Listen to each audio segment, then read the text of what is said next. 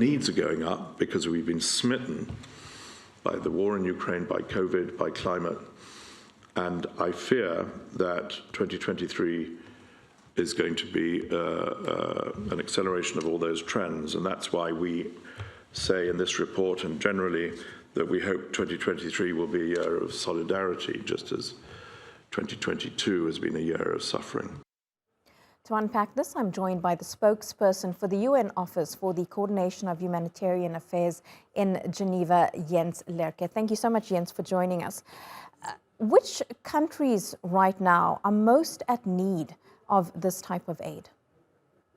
Well, there are a number of countries that are in dire need of humanitarian aid. The report that we have just launched here from Geneva has 38 response plans in it. Some of those are regional response plans. So in total, it covers 69 countries around the world.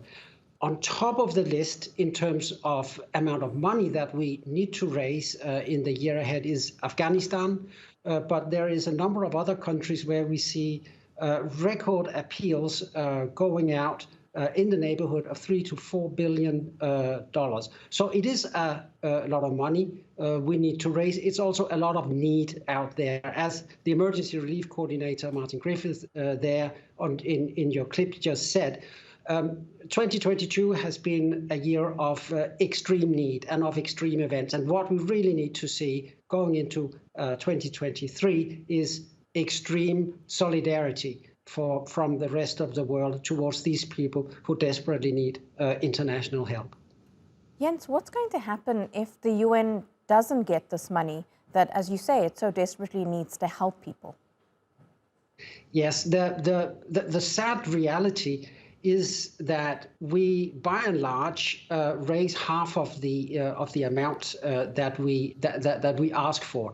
The reason is the following: when we go out and make assessment, we do it objectively. We do not have any final dollar amount in mind. We go out, we do the assessment very meticulously, and then we show to the world, as we do today in our report, this is the situation the world has to deal with. We do that very, very objectively. Then we try to raise the amount of money that we know that we can implement programs for. Now, if donors are generous, and thank God they are, they give us money for that, but we never reach the amount of money that we need. And the reason is really not an absence of generosity. It is that the needs are spiraling out of control. And as you just mentioned there, it is climate change that is hitting back. It is continuous conflicts around the world. And if we do not respond to the humanitarian needs that these disasters create in terms of food, water, protection, sanitation, and so on and so forth, well, people will most likely succumb because of the lack of international assistance. And Jens, this may sound a bit negative, but it feels like climate change is just going to get worse. We don't know when the war in Ukraine is going to end. We've had ongoing situations in East Africa, in Yemen. Will you just need more money every single year to try to help people? Well, frankly speaking, yes, that is the situation. Of course, we need to look we need to get have a real hard, honest look at what is driving these needs and what can be done over the next 1, 2, 3, 5, 10 years to reduce the need. Because we cannot continue with this growing amount of people, number of people who need aid and not enough aid to put in. We need to stop the need for aid in the first place.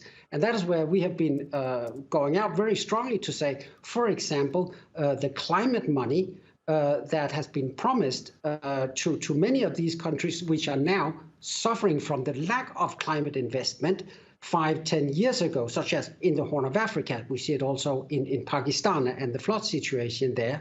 That money needs to come through, not necessarily to the humanitarian organizations. We are very good at responding to the needs here and now, but that money needs to go to the places where these climate impact can be mitigated.